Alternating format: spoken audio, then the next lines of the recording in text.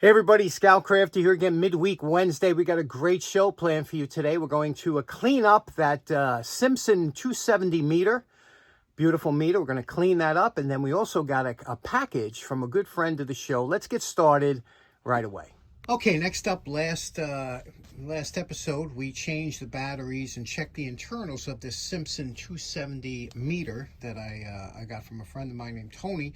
And today we're going to just do a quick cleanup on the case. Now this is a Bakelite case and they're very durable, but they can crack sometimes. But they are quite durable and a very attractive case at that. They're molded. It's like a phenolic material. But you could see what happens to them. They do tend to sometimes attract dirt, especially here. You can see around here where I guess people have their hands, the oil and stuff. This is very dull. You could see the overall condition. We have some sticky material up here. There was some kind of sticker. Here's the handle. The handles usually get a little bit, dull. And you could see the overall condition of the case. Not bad, no chips, no breaks, but just in need of a good cleanup. And these are, like I said, they're beautiful instruments, very expensive if you want to buy these today, which they do still sell. Now, the first thing you want to do is remove this handle. This handle is more than just for carrying. It's also meant as a stand. You could put it like this and, and it'll give you a better view of the meter. And what do we say? Anytime you can use a nut driver is a good day, right? And these are stepped nuts. Or bolts rather, and you can see what I mean. Here is the bolt and there's a little step, and that's what keeps it. So we'll take this apart and let me show you how to do a quick clean. After the handle's removed, we're going to remove the knobs, and that's just a flathead screw in here. You loosen it up, unscrew this. That's the center one. These pry up on each side. You have to do a little bit each way to have them come off evenly, and you can see what they look like on the back.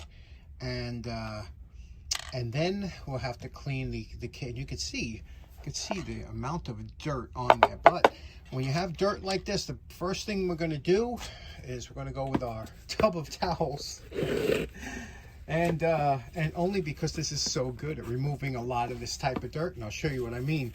Now this is a fresh, and it has such a nice scent to it. Here's a fresh, and it's a little moist. Now watch what happens when I put this on here, just wiping it. Look at that. Can you see that? That's just a quick wipe around here. And that's just indicative of how these towels work. If there's nicotine, which a lot of times these old meters had, you see, look at that. It's just unbelievable. You know what I mean? And every part of this meter that you're going to wipe down, you're going to pick up something, but especially around here, around where it was handled a lot. And so we're going to wipe this whole case down just to get off the initial dirt with these tub of towels, and I'll show you what we're going to do next. Next, in order to clean the input jacks, we're going to use these Dremel 1/8 inch stainless brushes. These are really good. And basically what you're going to do is a low speed on the Dremel and just insert them into the female jacks, and that'll do a great job. And then afterwards we'll go over with a Q-tip and some solvent to clean it even more. Now, after you use the tub of towels, it's imperative that you go over the entire thing with just lukewarm water on a paper towel and get rid of all that tub of towels cleaner. After you do that, if there's one thing I recommend that you buy, it's Plastex. I broke the container. Plastex, and it's Maguire makes it fantastic for any kind of plastic, and we'll just buff this whole case out now. Now, my favorite part. Remember what this Simpson 270 meter looked like before we started. And we're calling this project done. Look at that, huh? Is that not a thing of beauty? I just love these old Simpson meters, and the Bakelite really comes out. And look at that. Beautiful shine on there. And it's a functional meter. But this meter has capabilities far beyond my humble ability, so but I do enjoy having it. Now these probes use the banana plug ends, and there are different types. I got the ones with the alligator clips at the end. You can get ones with test probes. I have it set to ohms. Let's see what happens. There we go, right to the end. Try it again. Right to the end. You see it's zeroed out. Now, to zero it, if it was a little bit off, you can use that screw to get it perfect, but it's working great now. Next up, got a package in the mail today from my good buddy Chris. You know him as CC Scraps, great guy. I've known Chris since he started his channel. His channel's getting more and more popular. Just a great guy. He started off doing scrapping and stuff, but he turned into tool restoration. Now he does a whole bunch of stuff. You got to check him out, and let me show you what he sent. First off, he sent me some great channel swag. His sticker here, and his great, look at that mug. How nice is that, huh? That thing, I don't know how they do that it's imprinted on the mug, but just beautiful. And this is, we'll be seeing Chris and his wife at Jacktown. Met him last time at Jacktown. It's always good to see him. Looking forward to that. But let me show you the really cool thing that he sent. And check this out. He sent over this beautiful Starrett machinist level. How nice is this? Now, if you don't know what a machinist level is, I'm going to show you. It's a precision level. It doesn't mean it can only be used by machinists. It's a precision level you can use on anything you're trying to level out. You can see on the bottom it's cast down and they machine it, and it's also adjustable, and I'm going to show you how to adjust these. And just what a beautiful, these things were always, and you see it's protective. You can close it to protect the vial, and it's got another one here, a separate vial, but basically this was meant to level out machines and lathes and things like that, but you can use it for anything you would use a level for. And I'll show you why these are so great, because they are, you can recalibrate them. But the first thing we're going to do is we're going to clean it up. Okay, we got to get rid of some. You got to be careful when you don't want to take this out of square, or you want to keep this square. So we're just going to clean this up lightly and get rid of all the rust around here. And I'll show you how great this level is and why, if you see one of these, pick it up. Now, Starret is fantastic stuff. The only problem is Starret never wanted you to be able to do your own stuff unless you're a machinist or stuff. And I'll give you an example. Every one of their screws is a special thread, so if you lose one of them, don't think you're going to get one off the shelf and replace it. They're all like their own special threads. Also, you see this slotted screw here? Now, to remove that slotted screw, I make a special tool. What I do is I grind just a piece of wire or hanger. I grind this down on the belt sander so that I could get all the gunk out of this, because this slot here. Now, you see how long that slot is? That slot is a long, narrow slot. Most of your big screwdrivers that are wide are thick. So you have two choices. You could take an old donor screwdriver and grind it down so that it'll fit that slot. Or, if you're lucky, you get a thin, now this is only a short one, but it's thin. And you go right in the middle here, because we dug out all the gunk in there, go right in the middle, and we were able to loosen this up. But it's not for the faint-hearted. Now, for this side here, these on a lot of Starret levels were nuts. But this one here has a little miniature spanner wrench that you use, and I don't have one of them, of course, so you have to be real careful. So I heated this up to expand it, and then I took a I have these vice grip with these special jaws on. Those jaws will do minimal damage. Once it's heated, you could loosen that up, because I'll show you how this works in a minute, and then we'll take this off. Once your level is disassembled, take these collet nuts, which are really a pain. Probably be better off to replace them with the regular hex nuts, but clean out these little holes here with a drill bit until you have all that. There's a lot of gunk that gets in there, and you have to be able to get in there deep, so it doesn't go all the way through to the threads. But just take a drill bit and lock it into a vice grip until it's nice and clean in there and there's no more residual gunk. Okay, we cleaned up the base of this here on the wire brush, but going very lightly. Again, we're just removing the rust. Now, this is Japanning.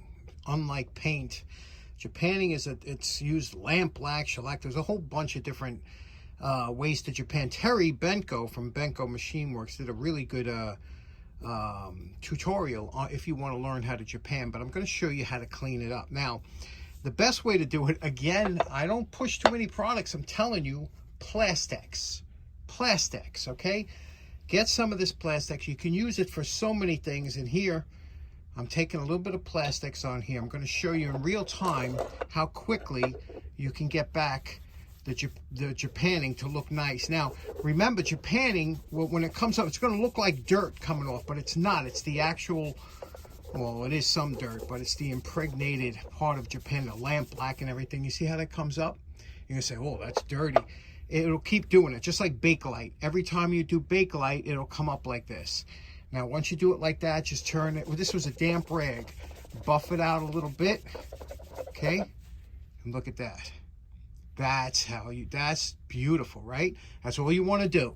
And we're going to polish this whole thing, but that's how you get back Japanning without doing anything to destroy it. Little Plastex, you got to buy that stuff. Now, the vial enclosure is nickel plated. Now, you say, oh, I'm going to take this to the wire brush. Never take this to the wire brush. Nickel plating is it's a thin coating that's on there, and it will chip and flake off. I'm not a fan of nickel coating, but that's what they had back in the day, and that's what they used to protect it. So using some metal polish, just any metal polish that you would like, Flitz or anything like that.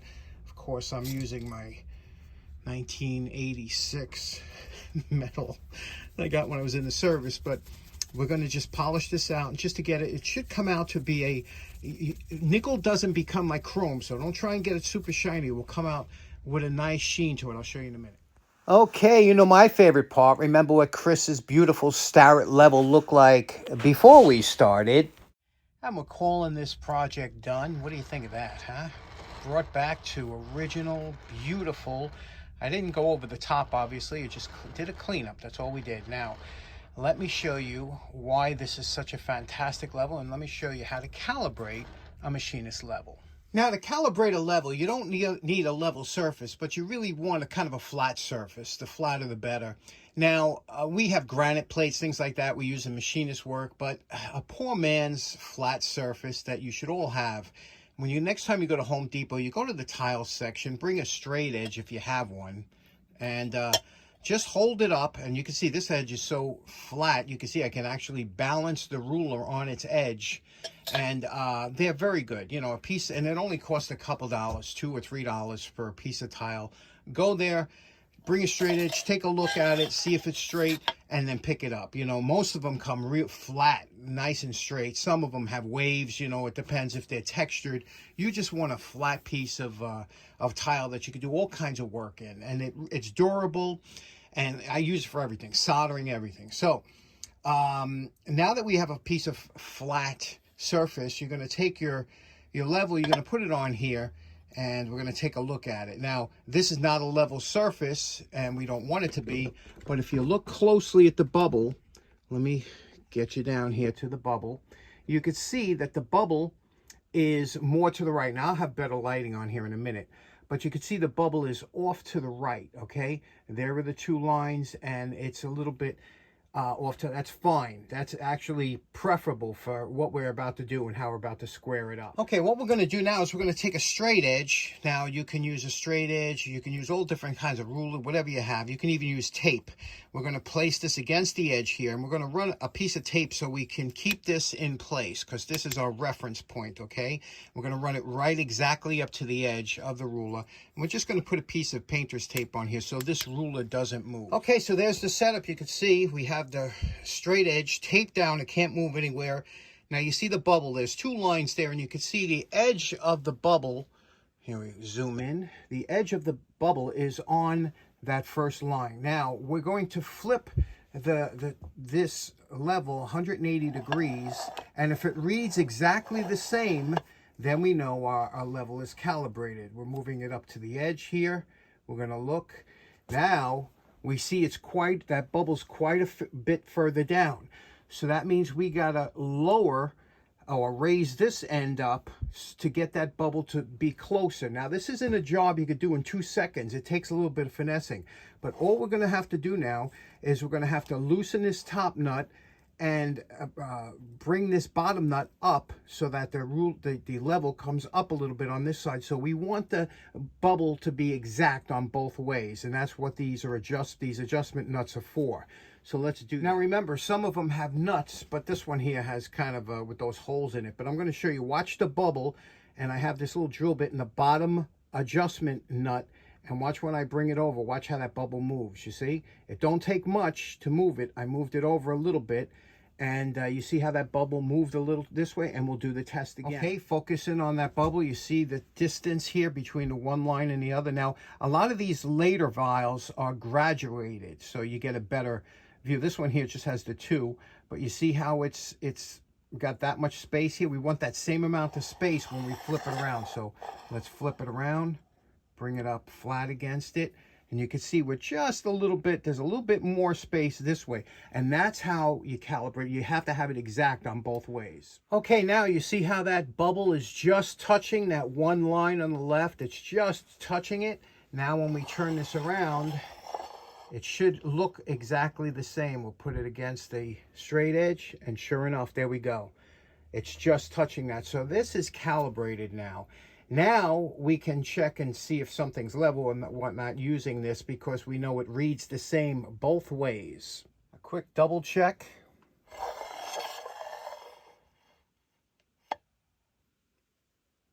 There we go. Okay, so in closing, special thanks to Chris over at CC Scraps. Go check him out, say hello. And, you know, I can tell you, you could spend all day trying to level something out, and you're chasing your tail a lot of times, especially down here. I don't think I have a level surface in my whole house. Thanks so much for tuning in. We'll see you again on Friday. Take care now. Bye-bye.